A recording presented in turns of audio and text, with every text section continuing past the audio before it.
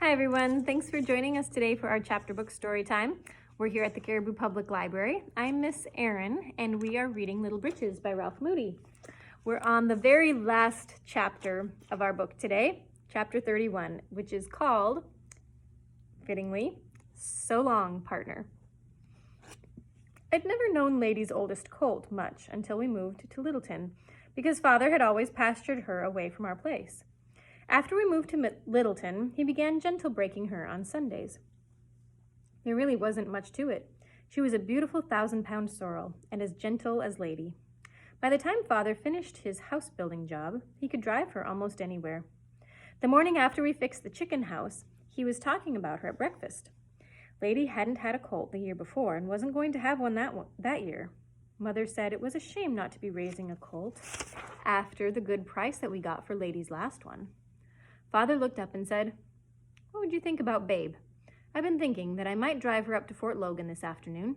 Judge Rucker's got a horse up there that I think might be a good husband for her." I hadn't been home from school more than 5 minutes that afternoon before Dr. Stone brought Father. They were leading Babe behind the buggy, and there were wire cuts on her shoulder and off foreleg. Father had court plaster on the side of his face, and his arms weren't in the sleeves of his coat. When he got out of the buggy, I could see that his leg was bandaged.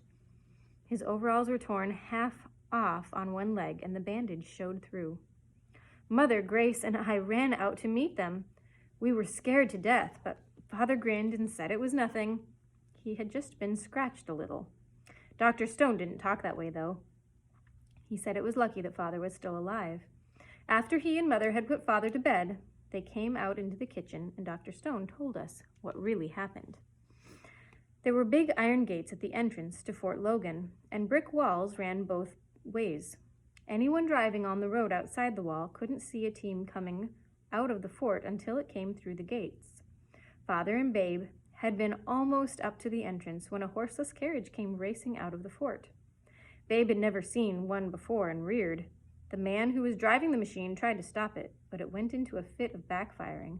Babe whirled off the road and plunged into a gully with a barbed wire fence running through it.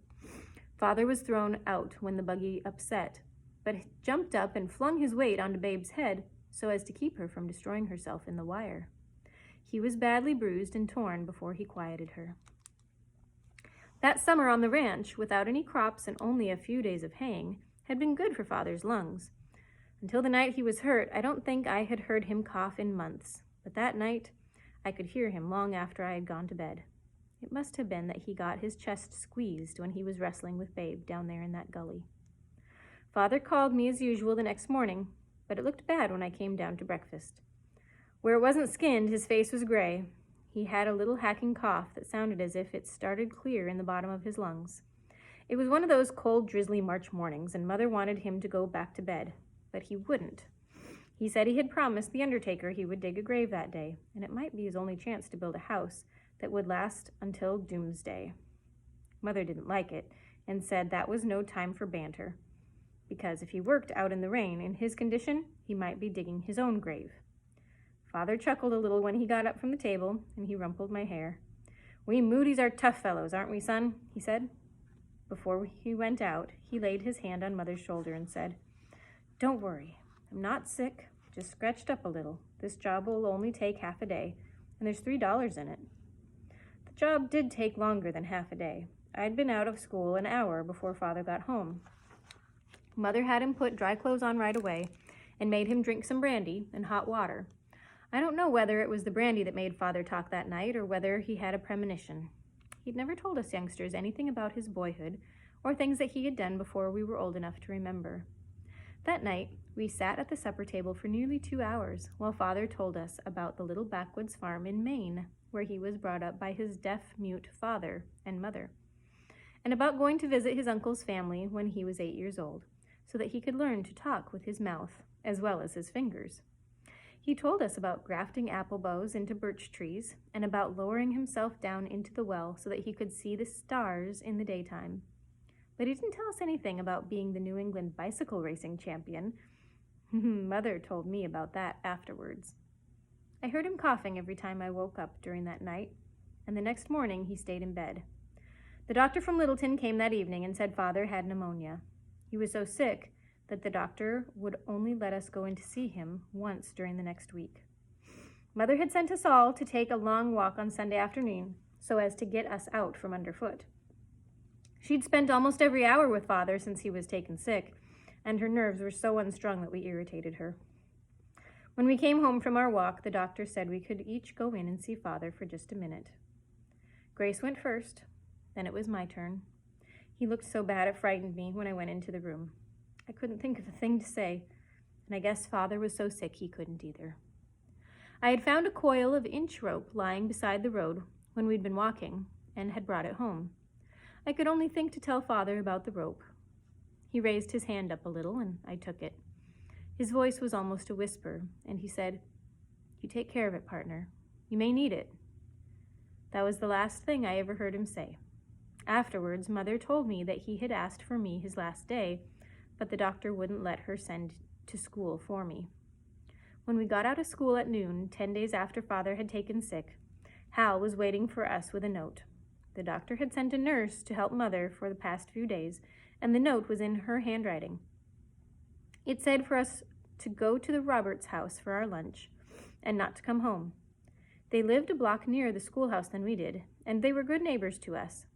They had the only telephone in the neighborhood, and while we were eating, the nurse came in to use it. I think it was Cousin Phil she called. After she told who she was, she said, "We've got a tank of oxygen out here right away." Oh, we've got to have a tank of oxygen out here right away. Yes, it's got to get here right away if it's going to do any good. Hal was waiting for us with another note when school let out. That one named different houses for us to go to until Mother sent for us. I was to go to the Roberts. When I got there, Mrs. Robert gave me a piece of bread and jam. I was standing just outside the parlor door eating it when the nurse came in.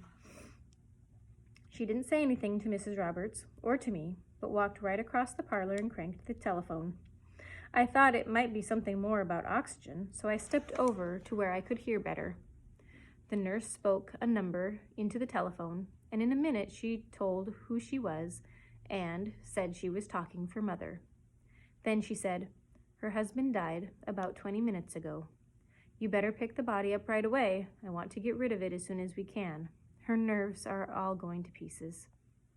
It was too big for me to take all at once like that. I didn't feel like crying. I didn't feel like anything. My brain just stopped working for a minute or two. When it started up again, it was going round and round like a stuck gramophone cylinder and was saying over and over, "So long, partner. So long, partner. So long, partner." Bessie and Mrs. Altland came to stay with Mother that night, and we youngsters stayed where the note had told us to. My mind was sort of numb during the days between Father's death and the funeral. Things that happened still seem unreal. I do remember that I got a new blue serge suit, the first suit I'd ever had that Mother didn't make, but I don't remember where it came from. All our old neighbors from the ranch were at Father's funeral, and I never knew until then, how much they really cared for him. After the services, Dr. Browne glanced at Mother's red-streaked hand and said, "Mrs. Moody, that is surgeon's blood poisoning. If you are ever to raise Charlie's children, you must come home with me at once." Everybody was shocked except Mother. She was a small woman, and Dr. Browne was a very large man. She looked up into his face and said, "Yes, doctor, I know. I believe I have no choice in the matter." All our neighbors, both from the ranch and from Littleton, pressed around, offering to take us youngsters in. Cousin Phil said something about writing our other relatives in New England. And for just one moment, Mother's eyes flashed. Then she was calm again. "No, Phil, I'm sure Charlie wants us all to be together." Then she parceled us out to near neighbors, being sure that Hal went to where there was a good cow and that Muriel went to a motherly woman without too many youngsters of her own. At the end, she said to me, "Son, I want you to stay with Laura Pease, where you will be near home and can take care of Lady and the hens. Tomorrow you take Babe over to Mr. Hockaday and tell him that Father would have wanted him to have her. He needs a good horse, and he's a fine, honest man. He'll pay us all she's worth." Then she thanked our neighbors and kissed us all around, leaving me until last. I remember how my lip trembled, wondering if I were the least. She didn't cry until she put her hand on my head and said, You are my man now. I shall depend on you. Mother will be home in 2 weeks." It was not 2 weeks, but 4, and at the end of the first week, before Dr. Browne was sure that he wouldn't have to amputate the arm, Mother sent for Grace and me. Grace had her 13th birthday 2 days after Father died. We harnessed Lady into the spring wagon and drove to Denver, stopping by the river to gather a bouquet of pussy willows. At Dr. Browne's big house on Capitol Hill, we were only allowed to see Mother for a few minutes. She was so thin we hardly knew her. Her eyes were deep in their sockets with black circles around them, and for the first time, I noticed white in her hair. Her voice was very low, almost a whisper. She put her good hand out to us and smiled. "Mother's going to be all right," she said. "I've talked to the Lord a lot about it. He knows you need me, and with him and Dr. Browne, I shall be all right." Dr. Browne started to lead us from the room. When we'd reached the door, Mother called me back. She took my hand and said, "The peas should have been planted on St. Patrick's Day. You know where the seeds are in the barn loft? Soak them overnight and put plenty of hen manure deep in the trench." I don't know why that made me cry when I hadn't before, but from that moment, I was sure she was coming home. It was late in the afternoon of a pleasant mid-April day when they brought Mother home.